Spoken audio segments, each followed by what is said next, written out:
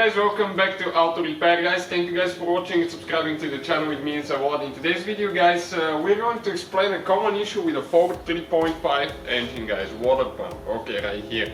This is a timing chain driven water pump. So let me explain guys what that means. We're going to explain where it's located, how to get to it and what it needs to be done for the replacement. Now, we have the video guys, the complete video, okay, on our channel. Like from start to finish, and it takes a long time, believe me. Now this same engine guys, okay, is used in Ford Edge as well. So we're making the video on Ford Edge, but practically it's the same engine, the same, everything's the same as Ford Flex. And there is not much information about Ford Flex, and we are trying guys to save as much money as we can.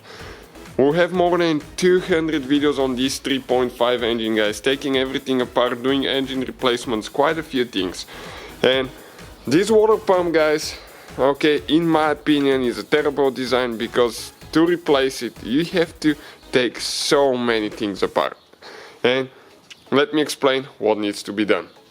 You need to start guys, okay, by removing the upper intake here. Okay, we have the intake. Then you need to remove few injectors and lower intake, because right here in the middle, between the V, you have that coolant pipe. Okay, this is the coolant pipe with the lower intake. And this coolant pipe goes in the water pump. This is the water pump side, on the back side. And every time guys you put a new pump, put new O-rings here as well. Okay, don't be cheap, because that thing can cost you quite a bit of money. After you take all that stuff apart, okay, you need to go ahead and remove the valve covers. Okay, valve covers, engine valve covers. After that guys, you need to remove the crankshaft pulley with the belts, which is really complicated to remove. The power steering belt. You will need to remove your fender liner here, so you can access the engine from the side. And lastly guys, okay, you will need to remove your timing cover. This is your timing cover guys. And another reason we decided to make that video, this thing is super fragile, and we did break ours. Okay, we will not try to lie. We did break ours. We gently pried on it and it broke. Why? Because it's glued with silicone to the side of the engine. That silicone gets stuck really hard time, and as a result guys, be very gentle, take your time, just go a little bit on each side, don't just try to remove it, because you will crack it like we did. And as a result, you can see this is it guys, right here. After you remove your timing cover, okay, you think you're done, right? But then you need to remove your timing chain. You will need to remove, this is the variable timing, solenoids with the housings, okay, and timing chain guides as well.